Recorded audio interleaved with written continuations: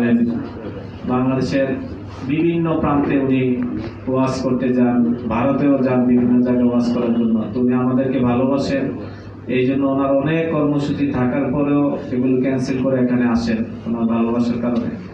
আমরা ওনাকে কৃতজ্ঞতা জানাই।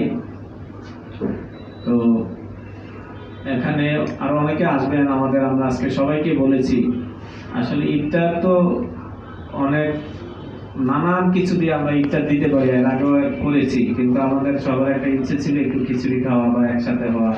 আমরা যেরকম একটু এরকমই থাকতে চাই। তো আমরা ইনশাল্লাহ একসাথে ইফতার করবো সবাই সুশৃঙ্খল ভাবে। আমাদের এই যে আজকে ইফতার, এই ইফতারটা আয়োজন করার জন্য আমরা একটা ছোট্ট কমিটি করেছিলাম, আমাদের জলিল ভাইকে আহ্বান করে আর শামীম ভাইকে সদস্য সচিব করে।